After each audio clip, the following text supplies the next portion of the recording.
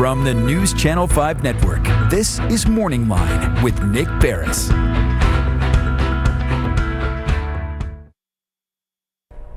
Good morning, everyone. Thanks for joining us on MorningLine. Nick Barris coming to you on a Monday.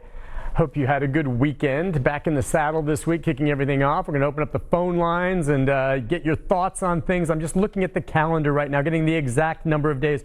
Counting today, 1, 2, 3, 4, 5, 6, 7, 8, 9 days until finally Election Day is here. But for many of you, I think you've early voted, which is a huge factor this time around, you know, compared to 4 years ago, the number of people early voting and doing so by mail-in ballot and the like, a lot of it having to do with the pandemic, of course. So we're going to get into politics this morning, kind of taking a look back to Thursday, where the debate, of course, was here in Nashville at Belmont and how things went there. I think a significantly different debate, we'd all agree, compared to the first time around. And I think it went well in Nashville once again. And Belmont, I think, did a terrific job hosting it. And so we'll talk a little about that. Wouldn't mind getting some of your take on that. And then where we go from there. Since then, of course, yesterday was the 60 Minutes interviews. They do that every political election year with the president and vice president. And as you know, there was some drama around it with Leslie Stahl and President Trump, and we can go into a bit of that. And then, as I said, with 8 days tomorrow to the end until we finally get to November 3rd, can anything come up that can make a significant change to the way things are going, or is the die already cast one way or the other? How many undecideds out there? All those types of questions.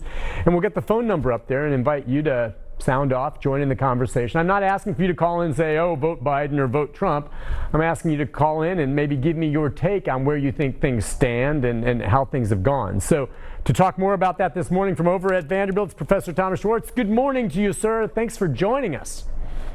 Good morning, Nick. Thank you for having me on the program. Well, it's exciting, isn't it? I mean, gosh, the political season nowadays, as you well know, it almost starts the day after the election, and yet all this buildup and all the debates and everything as it goes, and here we are now, okay, all these, 3-4 years later, almost ready to vote. How do you feel about it all?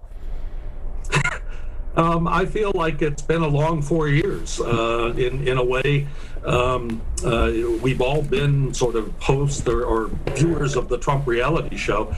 He has dominated the headlines. The controversies around him have dominated things enormously. So it is quite it's been quite an eventful 4 years of time, and I think in many respects this election will be kind of a verdict on that particular performance by President Trump. Yeah, and okay, so let's talk about the debate from Thursday, and some of our viewers may want to weigh in on it. The number on the screen, 737-7587. In terms of how that debate worked, that seemed a lot more like a traditional debate, certainly nothing like the first one that really kind of got out of hand. And I don't know, as you watch that debate, give me your takeaway from it. I know we've had a few days to let it digest in, and how you feel and whether or not you feel one side or the other, really scored more points. Well, I do think you got, at least in that debate, some sense of the differences between the two parties. President Trump was talking about having turned the corner on coronavirus, the need to get the economy going, his own take on recent protests, his views on where the country is internationally and all the rest. And then you got Joe Biden, a very different view. And I think the fact is that maybe the presence of the mute button allowed us to hear both candidates. And so I think we got a good sense of the difference between the two, and both in their styles, manners, and to a large extent their policies. They are very different. They represent very different visions, very different ideas about what the country should be doing in the next 4 years. Is that what you typically hope to get out of a debate? I mean, I don't know what you watch for. That's kind of, I don't mind the give and take and the confrontation part of it sometimes, as long as it remains respectful. And the first time around, it did not. But I kind of know where the candidates usually stand on the issues going into a debate, and I'm more interested in them, seeing them have to react in an unscripted, for the most part, format, and observing how they handle each other, and maybe just lay out some of their ideas. And that's kind of what I got this last time around. Yes, I think so. I think there was a sense you got that President Trump was who he is, and Joe Biden, I think, basically came off as the person he is. I think there were some undertones here. One was, of course, would Trump control himself? Would he be able not to somehow disrupt the debate the way he did in the first one? And the other was, would Joe Biden really be as sharp as many people think he's lost a step? That he's not quite as mentally sharp now that he's almost 78 years old. So I think those were sort of undercurrents as well. Okay, and would you agree the consensus afterwards, depending on your partisanship, you would say that, one side, some think, going to say President Trump came out on top, Joe Biden. If you were truly impartial, I'm not sure how you would come down on this, but I don't know that either side in this debate, that's what usually people watch for, right, scored a major point that made a big difference against the other. Do you? Well, the one thing I would say about the debate is that Joe Biden's statement that he would phase out oil and gas did seem to have some repercussions, because they did immediately start dialing that back. And that's always an indication that at least there's some concern that a candidate may have gone too far. And that is, I think, something that's worth mentioning, simply because Trump so very much effectively highlighted it right away and said Pennsylvania, Texas, those places where there's significant oil production, that those were going to be areas that he had to be concerned with. Yeah, and you're right. And Pennsylvania, of course, is one of those key swing states, correct? Absolutely. Even Texas is now. Texas. Yeah, what right now, and you can tell by where the candidates are traveling to over the last few days. What are we saying right now? Where are the really key swing states they think right now? Well, I think Pennsylvania, obviously. I mean, the Biden campaign has invested quite a bit in that. He has constantly gone there. It's interesting that he's supposedly going to Georgia tomorrow. Georgia is traditionally a very Republican state, but they think it's in play. My own guess is that the key swing states are still the three states that put Donald Trump over in 2016, namely Pennsylvania, Michigan, and Wisconsin, that those three are still crucial to his thinking about how he's going to win this election. He'll probably go to others as well, like Arizona, maybe Nevada again. He may have to go back to Texas. The poll yesterday showed that it might be tied, or Biden might even be ahead. So I think there's going to be some interesting travels the next few days. Yeah, but based on last time around, you and I both know, as far as polls are concerned, I just keep my head down and just observe what they're doing, and we'll wait and see when the count comes in. I just don't pay close attention to it. I know a lot of the politicians, and they do, and there's different polls out there. Now, with regard to affecting the voter count and the turnout and the number and all that, do you think last night's 60 Minutes piece has any bearing on it at all, as that comes right after the debate? And again, the big takeaway from that was more the confrontation kind of between Leslie Stahl and the president.